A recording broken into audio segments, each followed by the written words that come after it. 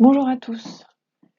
Dans le cours numéro 7 et les suivants, nous allons nous intéresser maintenant à la partie métabolisme de l'UE et nous allons voir dans un premier temps comment fournir aux cellules ou aux organismes l'énergie dont ils ont besoin. Donc après une rapide introduction à la notion de métabolisme, nous verrons dans ce cours les principaux substrats producteurs d'énergie qui sont les glucides. Alors, qu'est-ce que le métabolisme? Le métabolisme, c'est l'ensemble des transformations chimiques ou des réactions qui se déroulent dans une cellule. Ces réactions regroupent des réactions cataboliques, c'est-à-dire des réactions qui vont libérer de l'énergie sous forme d'ATP ou sous forme de pouvoir réducteur, et qui vont servir à la dégradation de molécules parfois toxiques. Donc, vous le voyez sur le schéma de droite, les réactions cataboliques sont principalement des réactions qui vont permettre de dégrader les glucides, les lipides, les protéines, qui sont les sources d'énergie dans la cellule, et qui vont utiliser du NAD+, ou du FAD. Ces réactions vont permettre la production d'ATP, de NADH, de NADPH ou de FADH2, qui sont les formes d'énergie chimique dans la cellule. Ces réactions vont libérer des déchets qui vont être le CO2 qui va être évacué, le NH4+, qui va être évacué aussi, et de l'eau qui sera conservée par la cellule. À partir de cette énergie chimique et de précurseurs comme les acides aminés, les oses, les acides gras, les bases azotées, les réactions anaboliques vont permettre la synthèse de tous les constituants cellulaires, donc les polyosides, les lipides, les protéines, les acides nucléiques, et ces réactions anaboliques vont donc utiliser l'ATP et le pouvoir réducteur et libérer de l'ADP et du NADP, du NAD+, NADP+, ou du FAD. Les réactions métaboliques sont souvent organisées en voies. Une voie métabolique, c'est un ensemble de réactions métaboliques qui se suivent dans la cellule. Ces réactions forment une voie qui peut être linéaire la plupart du temps ou parfois cyclique.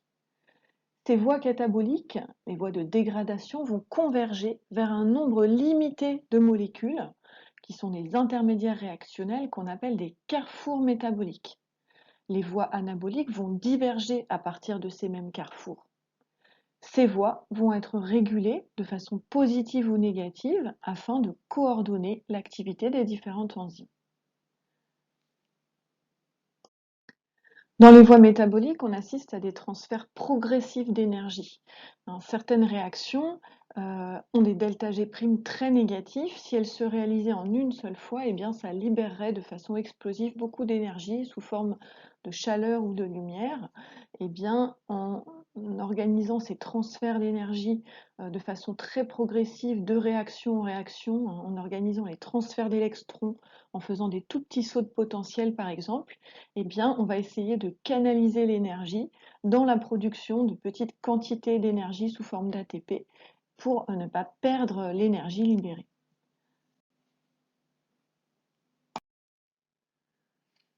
La régulation des voies métaboliques se fait à partir de la régulation des étapes clés, qui se situent très souvent en début ou en fin de réaction. Ces étapes clés sont donc celles qui ont un delta G très négatif. En activant un enzyme responsable de la catalyse d'une étape clé qui se trouve en début, eh bien, ça fait comme l'effet d'un barrage. C'est comme si on levait un barrage dans une rivière. C'est en fait, on permet l'afflux de substrat, l'entrée de substrat dans une voie métabolique, et ça va déplacer toutes les réactions qui se trouvent au milieu de la voie métabolique et qui se trouvent, elles, en général, à l'équilibre. Pour réguler cette enzyme, eh bien, on peut réguler à la fois l'activité de chaque enzyme, mais également la quantité d'enzymes disponibles pour catalyser cette réaction. Les réactions régulées, on l'a dit, se trouvent souvent en début ou en fin de réaction. Elles sont souvent catalysées par des enzymes allostériques qui peuvent être régulées par des effecteurs allostériques. Ces effecteurs sont souvent l'un des produits finaux de la réaction qui va venir réguler, inhiber la première enzyme lorsque la quantité de produit final sera satisfaisant pour la cellule. C'est ce qu'on appelle un mécanisme de rétroinhibition par le produit. Chaque organisme possède son propre métabolisme. Chez les organismes unicellulaires, on va trouver de nombreuses voies métaboliques à l'intérieur d'une même cellule et ces voies seront activées de façon différente en fonction des besoins de la cellule et des apports environnementaux. Chez les organismes pluricellulaires, il y a une spécialisation tissulaire, c'est-à-dire que chaque organe va posséder un certain nombre de voies métaboliques qui lui sont propres. Bien sûr, il y a des voies ubiquitaires qui sont exprimées dans toutes les cellules, c'est le cas par exemple de la glycolyse, mais il y a aussi des voies qui ne sont exprimées que dans certains organes, comme par exemple dans le foie est exprimée la néoglucogénèse. Chez les organismes pluricellulaires, il y a donc une coopération métabolique entre les organes qui va permettre le maintien de l'homéostasie, c'est-à-dire de la stabilité du milieu intérieur. Les différents organes peuvent être globalement producteurs de molécules ou d'énergie, consommateurs ou alors régulateurs. Comme nous le verrons dans le cours et comme vous allez le travailler pendant le TP numéro 3, les voies métaboliques sont toutes interconnectées par le biais des carrefours métaboliques. Les principaux substrats énergétiques dans la cellule sont les glucides, les lipides et les protéines. Leur oxydation va converger vers des produits communs qui sont représentés ici, le glycéraldéhyde 3-phosphate, le pyruvate, l'acétyl-CoA. Et de la même manière, leur synthèse part de ces mêmes carrefours métaboliques. À une échelle plus globale, vous retrouvez ici aussi sur ce schéma l'interconnexion des différentes voies métaboliques, des différents substrats énergétiques que l'on trouve dans la cellule. Nous verrons après chaque voie comment celle-ci est connectée aux suivantes. Intéressons-nous maintenant à l'oxydation des glucides et voyons ici les principes généraux. Donc les glucides, d'une manière ou d'une autre, peuvent être dégradés, découpés en ose simple et principalement en glucose. Ce glucose, donc ose à 6 carbones, va être dégradé dans un premier temps en pyruvate, donc 2 molécules à 3 carbones, par la glycolyse. Cette voie va permettre la production de petites quantités d'ATP et de pouvoir réducteur NADH. Ce pyruvate, ensuite, va, dans la plupart des cellules, être oxydé de façon complète par deux réactions successives, ou deux voies successives, la voie de la pyruvate déshydrogénase et la voie du cycle du citrate, appelé aussi cycle de Krebs. Le pyruvate à 3 carbones va être dégradé en 3 CO2, et cette oxydation complète va produire des quantités importantes d'ATP et de pouvoir réducteur NADH. Cette voie doit se réaliser en aérobie puisque la production de quantités importantes de NADH doit conduire à sa réoxydation par la chaîne respiratoire, réoxydation qui va consommer de l'oxygène qui va être transformé en H2O et réoxydation qui va conduire à la production d'une quantité très importante d'ATP. Lorsque la cellule ne contient pas d'oxygène, la plupart du temps, si la cellule est aérobie stricte, eh bien elle meurt, elle ne peut pas fonctionner. Mais certaines cellules sont capables de fonctionner pendant un temps assez court sans oxygène. Ces cellules sont donc capables de fonctionner en anaérobie en faisant de l'oxydation incomplète du pyruvate, c'est-à-dire en faisant de la fermentation. Ces cellules sont par exemple les cellules musculaires chez les animaux ou les levures si on considère des organismes unicellulaires. Dans ce cas, le NADH produit par la glycolyse va être réoxydé en NAD+, et le pyruvate sera transformé soit en lactate pour la fermentation lactique, soit en éthanol plus CO2 pour la fermentation alcoolique. Cela permet de régénérer le NAD+, qui est nécessaire au fonctionnement de la glycolyse. Cette voie peut être utilisée pendant un temps relativement court parce que d'une part, elle produit des quantités assez pauvres d'ATP et d'autre part, l'accumulation des produits comme le lactate, l'éthanol et le CO2 va rapidement s'avérer toxique pour la cellule. C'est donc une voie de sauvegarde et elle n'est utilisée qu'en absence d'oxygène. S'il y a de l'oxygène dans le milieu, c'est l'oxydation complète qui va être favorisée. Alors nous allons détailler maintenant cette voie de la glycolyse qui permet de transformer le glucose, C6H12O6, en 2-pyruvate, CH3, C double liaison O, CO-. Cette voie permet la production de 2 ATP, 2 NADH et 2 molécules d'eau. C'est une voie cytoplasmique qui comporte 10 étapes. Les intermédiaires de la glycolyse vont posséder 6 carbones au début, puis 3 carbones pour les derniers. Regardons tout d'abord un aperçu général du principe de la glycolyse. Les molécules carbonées sont représentées ici sous la forme de petits colliers à boules. Donc vous voyez ici en haut à gauche le glucose qui est représenté par 6 petites boules de carbone accrochées les unes aux autres. On voit que d'abord ce glucose va subir dans une phase qu'on appelle la phase d'investissement des transformations qui consistent d'abord en utilisant de l'ATP à greffer un groupement phosphate à chaque extrémité de ce carbone. Donc on a donc un sucre qui possédera un phosphate à chaque extrémité. Et ce sucre va être coupé en deux, et donc en 2 sucres qui posséderont chacun 3 carbones et un phosphate à leur extrémité. Cette phase est appelée la phase d'investissement car elle va, comme on le voit, consommer de l'ATP.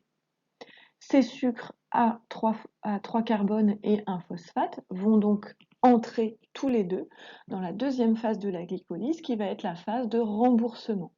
Dans cette phase, le sucre phosphorylé à 3 carbones va être transformé en pyruvate. Au cours de ces transformations, on aura fabrication de 2 ATP par molécule à 3 carbones et de 1 NADH par molécule à 3 carbones. On voit bien ici que la phase est donc une phase de remboursement car on a 4 ATP et 2 NADH qui vont être produits alors que dans la phase d'investissement, on avait 2 ATP qui étaient investis. Donc on va rembourser les 2 ATP qu'on a investis au départ et on va donc en récupérer 2 autres ainsi que 2 NADH. Détaillons ici la phase d'investissement. Donc vous voyez en haut à gauche de la diapositive la structure du glucose que vous devez connaître. On voit que ce glucose va être d'abord phosphorylé par une réaction irréversible catalysée par l'exokinase. L'exokinase est donc une kinase, c'est-à-dire qu'elle va phosphoryler une molécule, exo pour exose, c'est-à-dire que c'est une enzyme qui est capable de phosphoryler les exoses. Le phosphate de l'ATP va être transféré sur le OH porté par le carbone numéro 6 du glucose et donc on a un phosphate sur le carbone numéro 6. Cette réaction a un ΔG très négatif et irréversible, ce qui correspond à ce qu'on a dit en introduction, c'est-à-dire que dans les voies métaboliques, la première étape est souvent irréversible à un ΔG très négatif. Ce G6P va ensuite être catalysé par la phosphoglucoisomérase, c'est-à-dire une isomérase, c'est une molécule, c'est une enzyme qui va transformer un sucre en un autre. Donc le glucose ici va être transformé en fructose, on obtiendra donc du fructose 6-phosphate. Ce fructose 6-phosphate va à son tour être catalysé par une deuxième enzyme catalysant une étape irréversible qui est la phosphofructokinase. C'est donc encore une kinase, elle est capable de transférer le phosphate de l'ATP sur l'autre carbone du sucre, c'est-à-dire sur le carbone numéro 1. On a donc là notre exose avec 2 phosphates, un de chaque côté, un en position 1, un en position 6. C'est donc le fructose 1,6-bisphosphate. Donc, comme vous le voyez dans la glycolyse, on a donc 2 étapes irréversibles situées au début de la voie. Ce fructose 1,6-bisphosphate va ensuite être clivé en 2 molécules à 3 carbones, qui sont la dihydroxyacétone phosphate et le glycéraldéhyde 3-phosphate. Donc le cétose et l'aldose. Ce clivage se fait par l'aldolase et est réversible. De façon réversible également, la dihydroxyacétone phosphate va être transformée en glycéraldéhyde 3-phosphate. Ce qui fait qu'à la fin de cette phase d'investissement, notre glucose a donc été transformé en 2 glycéraldéhyde 3-phosphate et 2 ATP ont été consommés. Détaillons maintenant la phase de remboursement. Nous partons donc de 2 molécules de glycéraldéhyde 3-phosphate. Ce glycéraldéhyde 3-phosphate va subir de façon réversible l'action d'une déshydrogénase. Une déshydrogénase, la triose phosphate déshydrogénase, une déshydrogénase, c'est une enzyme qui va réaliser une réaction redox et qui va oxyder une molécule en récupérant les protons et les électrons. Le glycéraldéhyde 3-phosphate, lorsqu'il est oxydé, eh bien, sa fonction aldéhyde va se transformer en une fonction acide carboxylique que vous voyez ici dans le haut de la molécule. On a donc du phosphoglycérate. Au cours de cette déshydrogénation, on a également le transfert d'un groupement phosphate sur la fonction acide carboxylique. On a donc une molécule qui va être du 1,3-bisphosphoglycérate. Ce 1,3-bisphosphoglycérate fait partie des molécules à haut potentiel de transfert de phosphoryle, comme il en existe peu dans le monde vivant. C'est-à-dire que le phosphate qui se trouve sur la fonction acide carboxylique a très envie de partir et d'être transféré à l'ADP. Donc le delta G' d'hydrolyse de cette molécule est plus important que le delta G' de synthèse de l'ATP. Donc le phosphate va pouvoir être transféré à l'ADP qui va devenir de la TP grâce à une enzyme qui s'appelle la phosphoglycérokinase. Cette réaction est à peu près équilibrée et réversible. Bien sûr, ici, vous voyez que toutes les molécules sont multipliées par 2 puisqu'on est parti au départ de 2 glycéraldéhydes 3-phosphate. Ce transfert de phosphate sur l'ADP pour former de l'ATP va donc libérer du 3-phosphoglycérate. On voit que le phosphate est parti du carbone numéro 1. Ce 3-phosphoglycérate va ensuite être le substrat d'une phosphoglycéromutase. Alors une mutase, qu'est-ce que ça fait? Bien, ça transfère le phosphate d'un endroit à l'autre, d'un carbone à l'autre. Ça transfère ici le phosphate du carbone 3 vers le carbone 2. On obtient donc du 2-phosphoglycérate. Ce 2-phosphoglycérate va ensuite être déshydraté par une énolase qui va créer une double liaison entre le carbone 2 et le carbone 3 pour donner du PEP. Le PEP est également une molécule à haut potentiel de transfert de phosphoryle. Le phosphate porté par le carbone numéro 2 va être transféré à l'ADP pour former de la TP grâce à la pyruvate kinase. La molécule ainsi libérée est du pyruvate. CO-, C double liaison O, CH3. Dans cette phase de remboursement, on a une seule étape irréversible, c'est celle catalysée par la pyruvate kinase, et comme vous l'avez vu, elle se trouve en fin de voie. Et donc, les étapes irréversibles situées en début et en fin de voie vont entraîner le déplacement des étapes réversibles du reste de la voie. Cette phase de remboursement va permettre la formation de 2 NADH et de 4 ATP pour un glucose. Si l'on regarde le delta G' des différentes réactions, eh bien vous voyez que toutes les réactions ont des delta G qui sont proches de 0 et seules la 1, la 3 et la 10 sont des delta G très négatifs et donc ça va déplacer les équilibres de toutes les autres réactions pour déplacer la glycolyse du glucose vers le pyruvate. La glycolyse est donc une voie irréversible.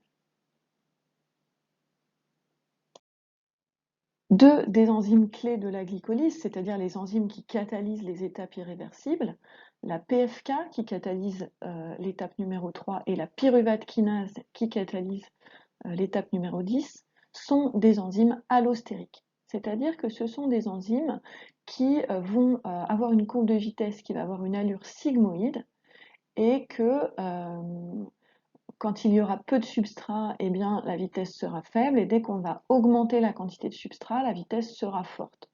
Mais ces enzymes peuvent être activées.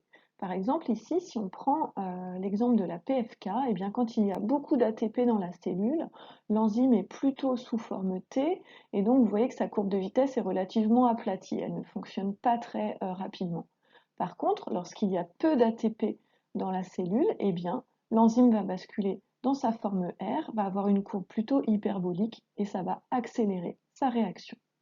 Donc ça permet des régulations fines en fonction de la quantité d'énergie qui se trouve dans la cellule, et donc la glycolyse étant une voie productrice d'énergie, quand il y a beaucoup d'ATP dans la cellule, la glycolyse fonctionne lentement, et quand il y a peu d'ATP dans la cellule, eh bien la glycolyse est activée.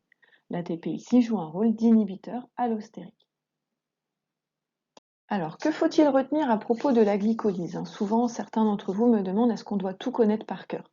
Donc, je ne veux pas que vous connaissiez la glycolyse par cœur, je veux que vous connaissiez par cœur son bilan.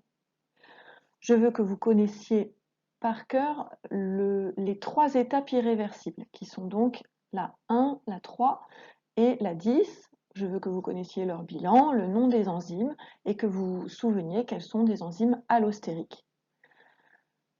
Et puis, je veux que vous connaissiez le principe d'utilisation de la glycolyse. Donc, c'est une voie qui se fait dans le cytoplasme, dans toutes les cellules, qui produit de l'énergie et du pouvoir réducteur, 2 ATP et 2 NADH pour un glucose, que dans cette voie, il y a formation d'intermédiaires phosphorylés à 6 carbones d'abord, puis à 3 carbones, que le glucose 6-phosphate, le glycéraldéhyde 3-phosphate, le PEP et le pyruvate sont des carrefours métaboliques. Ça, on le verra plus tard, on verra que tous ces carrefours métaboliques sont connectés avec les autres voies.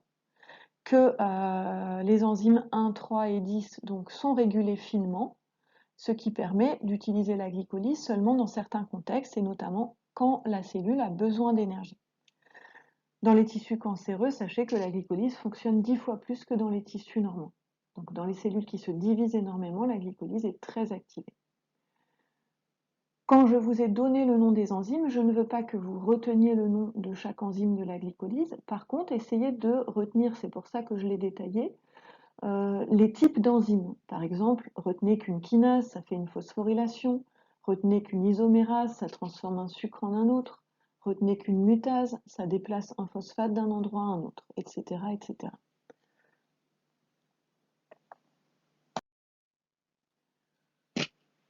Nous avons vu que la glycolyse démarrait du glucose qui ensuite devenait du glucose 6-phosphate.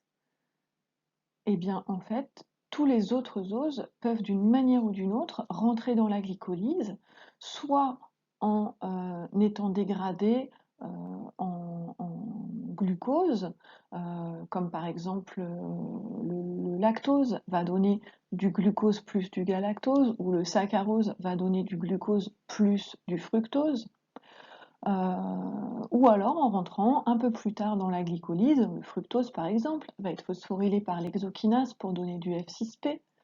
Le galactose, lui, va être transformé pour donner du glucose 1-phosphate qui donnera du glucose 6-phosphate. Le mannose 6-phosphate va donner du fructose 6-phosphate, etc.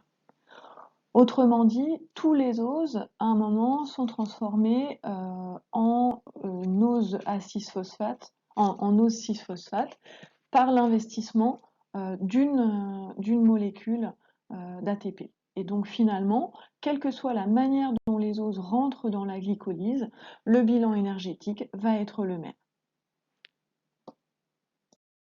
Le pyruvate formé par la glycolyse va ensuite être transformé par un complexe multi-enzymatique appelé la pyruvate déshydrogénase. Donc vous devez retenir que déshydrogénase signifie réaction redox, déshydrogénation, formation de pouvoir réducteur. Et donc ici, vous voyez que le pyruvate va réagir avec du coenzyme A pour former de l'acétyl-CoA. Acétyl, c'est une molécule à 2 carbones, donc le 3e carbone est libéré sous forme de CO2, et cette réaction conduit à la production de pouvoir réducteur NADH. Le delta G 0' de cette réaction est très négatif, la réaction est donc irréversible.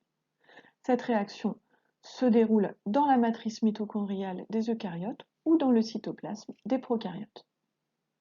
L'acétyl-CoA possède cette structure-là qu'il ne vous est pas nécessaire bien sûr d'apprendre par cœur. Il s'agit en fait d'une molécule d'ADP qui va être greffée avec une molécule de pantothénate dérivée de la vitamine B5 et puis avec un groupement qu'on appelle le bêta-mercaptoéthylamine. En fait, ce que vous devez juste écrire pour vous, c'est coenzyme. Le coenzyme possède soit une fonction thiol, SH, lorsqu'il est libre. Cette fonction peut être greffée sur de l'acétyle, CH3C double liaison O, auquel cas on aura CH3C double liaison O S-CoA qui constitue l'acétyl-CoA. La pyruvate déshydrogénase est un complexe multi-enzymatique formé de 3 constituants de base, 3 enzymes qu'on appelle E1, E2 et E3. E1 étant la pyruvate déshydrogénase, E2 la dihydrolipoïl transacétylase, E3 la dihydrolipoïl déshydrogénase. Ces 3 enzymes sont présents en de nombreux exemplaires. Chez les eucaryotes, vous avez un complexe qui est formé de 60 E2 au cœur, de 30 E1 et 6 E3 en périphérie. Ces enzymes sont associées à des cofacteurs, 2 cosubstrats qui rentrent et qui sortent, NAD+, coenzyme, et 3 coenzymes qui sont liés de façon covalente à chacune des enzymes, le TPP, le lipoamide et le FAD. L'organisation de ces enzymes en complexe multi-enzymatique permet de faire ce qu'on appelle la canalisation de substrats. C'est-à-dire que les enzymes vont se passer les substrats d'enzyme en enzyme sans qu'il y ait un phénomène de dilution dans le milieu. Ça permet d'augmenter énormément la vitesse de réaction et de coordonner les régulations. Voici représenté ici le mécanisme que vous ne devez bien sûr pas apprendre par cœur. Seul le bilan de la PDH est à connaître. Vous regardez en haut à droite de la diapositive, on voit donc notre complexe avec E1, E2 et E3, chaque enzyme étant associée à son coenzyme TPP. Lipoamide, c'est le cycle avec 2 soufres sur E2 et FAD sur E3. On voit bien en haut de la diapositive donc que le pyruvate va rentrer en réaction.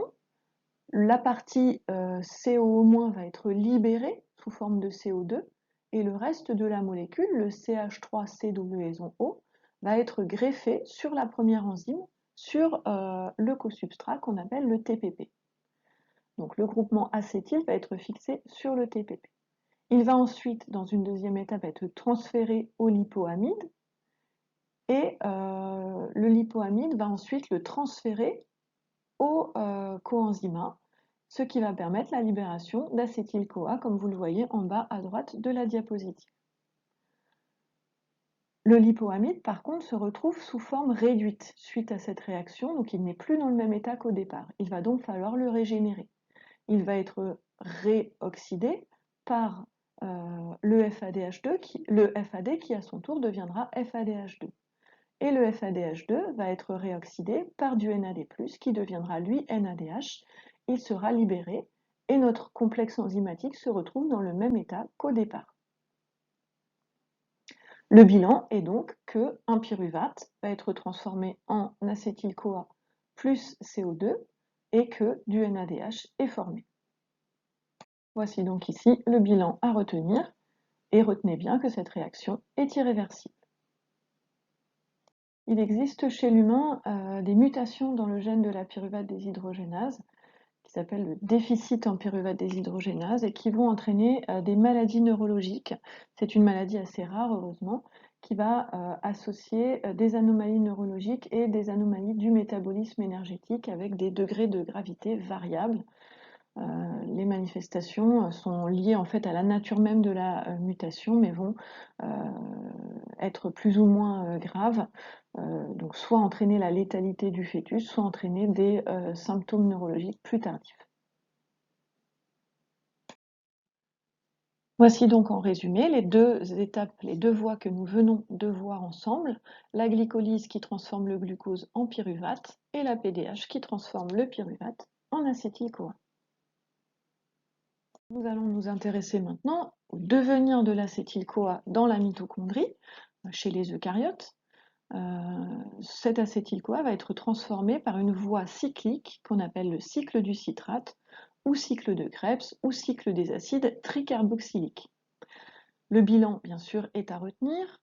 L'acétyl-CoA va donner 2 CO2, les 2 carbones du groupement acétyl sont éliminés, le coenzyme A est libéré, donc 2CO2 plus coenzyme A SH. Cette voie entraîne la formation d'un GTP, un FADH2 et 3 NADH, et son delta G est très négatif, donc cette voie est très irréversible.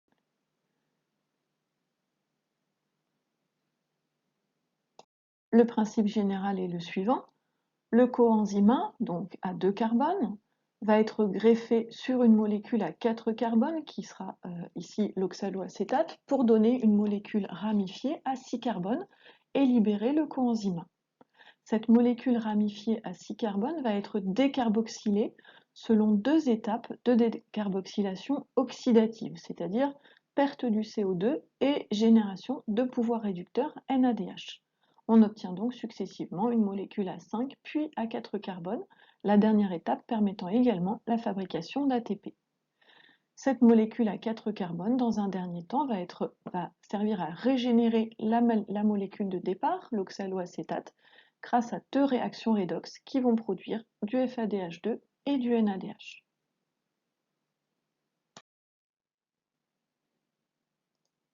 Voici donc en détail les réactions du cycle du citrate. L'acétyl-CoA va donc être greffé sur l'oxaloacétate grâce à une enzyme qui s'appelle la citrate synthase qui catalyse une réaction irréversible. Le CH3C double liaison O va donc être greffé sur l'oxaloacétate pour donner une molécule ramifiée qui s'appelle du citrate et le coenzyme A est libéré. Ce citrate va ensuite subir 2 réactions de déshydratation-réhydratation qui vont permettre, vous le voyez, de déplacer le groupement OH qui se trouvait sur le carbone du milieu et qui change de place. Ces réactions sont réversibles. La molécule ainsi formée s'appelle de l'isocitrate. Elle va à son tour subir une décarboxylation oxydative grâce à l'isocitrate déshydrogénase. Donc décarboxylation oxydative, ça veut dire que le CO- qui se trouvait en position centrale eh bien, va être libéré sous forme de CO2 et qu'on voit bien que le OH devient C double liaison O, donc il y a eu une oxydation qui a conduit à la formation de NADH. L'étape d'après est catalysée par l'alpha-cétoglutarate déshydrogénase, car la molécule formée à l'étape 4 est l'alpha-cétoglutarate. L'alpha-cétoglutarate déshydrogénase catalyse encore une fois une réaction de décarboxylation oxydative. On a un CO- qui va partir, qui va être remplacé par un groupement S-CoA, et du NADH va être formé. Cette réaction, tout de suite, je suis sûre que vous l'avez vue, est tout à fait analogue à celle de la PDH, puisqu'on a un CO- qui est remplacé par un S-CoA, avec libération de CO2 et de NADH. Et d'ailleurs, l'alpha-cétoglutarate déshydrogénase est aussi un gros complexe multi-enzymatique, comme la PDH. Les réactions 4 et 5 sont elles aussi irréversibles. Elles ont un delta G très négatif et ça c'est toujours lié au dégagement de CO2 qui est un gaz qui va donc disparaître et donc déplacer l'équilibre et rendre la réaction irréversible. La suite des réactions est une suite de réactions réversibles qui va consister à ensuite, alors d'abord transformer le succinyl-CoA en succinate avec départ de coenzyme A et fabrication de GTP grâce à la succinyl-CoA synthétase. Le succinate ainsi formé va ensuite subir une déshydrogénation avec du FADH2 formé par la succinate déshydrogénase. On va avoir entre les 2 carbones donc une double liaison qui va être formée.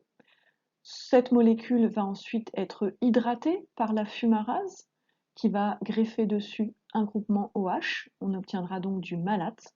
Ce malate va être ensuite oxydé par la malate déshydrogénase qui va former du NADH et régénérer l'oxaloacétate du début de la réaction. Donc encore une fois, qu'est-ce qu'on doit retenir? On ne doit pas apprendre le cycle par cœur, on doit retenir son bilan. On doit donc retenir que l'acétyl-CoA permet la libération de 2 CO2 et de coenzyme ASH, vous voyez les molécules ici sont entourées en violet, qu'on a du GTP formé, 3 NADH, 1 FADH2, et que les 3 étapes irréversibles se situent en 1, en 4 et en 5. Donc vous voyez, sur un cycle, si on veut bien faire déplacer les équilibres d'un cycle, eh bien, il ne faut pas mettre les réactions irréversibles au début et à la fin, parce que ça reviendrait au même. Il faut les mettre au début et au milieu, pour bien faire tourner tout le cycle.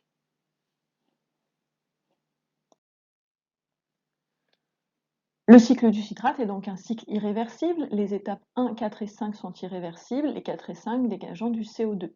Ce sont des étapes qui, du coup, sont catalysées par des enzymes allostériques et régulées. Ces régulations vont être coordonnées avec la glycolyse et la PDH, c'est-à-dire qu'elles vont être activées quand la cellule aura besoin d'énergie. Retenez que lorsque les déshydrogénations sont symétriques, c'est-à-dire entraînent la création d'une liaison C, double liaison C, eh bien le coenzyme est le FAD. Alors que quand on a des déshydrogénations asymétriques entraînant l'apparition d'une liaison C, double liaison O, eh bien le coenzyme est le NADH. Nous verrons par la suite que ce cycle est un cycle amphibolique, c'est-à-dire qu'il est à la fois un cycle catabolique qui entraîne la production d'énergie, la dégradation d'une molécule en CO2, mais qu'il permet aussi la création d'intermédiaires, des biosynthèses et notamment des acides aminés. Il existe donc des réactions anaplérotiques qui vont permettre de régénérer les intermédiaires du cycle lorsqu'il a servi pour faire des biosynthèses. Cette diapositive présente la notion de réaction anaplérotique, qui sont les réactions présentées ici en rouge. Pour que vous compreniez bien cette notion, en fait, vous devez comprendre qu'il y a deux manières d'entrer dans le cycle du citrate. Soit par l'acétyl-CoA, auquel cas les 2 carbones du groupement acétyl vont être dégagés sous forme de CO2 et donc perdus. L'oxaloacétate, qui est investi au départ, est régénéré en fin de réaction. Toute molécule qui donne naissance, qui permet la production d'acétyl-CoA, va donc entraîner la perte des carbones sous forme de CO2. Toute molécule qui conduit à la formation d'oxaloacétate va au contraire enrichir le cycle de Krebs, le cycle du citrate, en espèces qui permettent de faire tourner le cycle. Cette matière-là, elle reste puisqu'elle est régénérée à la fin, et donc plus il y en a, mieux le cycle tourne. A l'inverse, toutes les réactions qui vont piquer de l'oxaloacétate, eh bien, sont des réactions qui vont ralentir le cycle parce qu'en fait, moins il y a d'oxaloacétate, moins on peut faire tourner le cycle du citrate. Et donc, comme vous le voyez sur cette diapositive, eh bien, il y a un certain nombre de réactions de biosynthèse, notamment des réactions impliquées dans la synthèse des acides aminés, qui piquent des intermédiaires, qui épuisent en intermédiaire du cycle de Krebs, et notamment en oxaloacétate. Et donc, pour que le cycle de Krebs continue à tourner pour produire de l'énergie, eh bien, il faut refabriquer de l'oxaloacétate grâce aux 4 réactions en rouge ici. Alors, on peut les détailler. Voilà, il s'agit de la pyruvate carboxylase, la PEP carboxykinase, la PEP carboxylase et l'enzyme malique, dont les bilans figurent ci-dessous et qui sont toutes exprimées soit chez les animaux, soit chez les micro-organismes et les levures. Ces réactions permettent de fabriquer de l'oxaloacétate et donc de accélérer le cycle de Krebs et de lui permettre de tourner efficacement à chaque fois qu'un acétyl-CoA rentrera.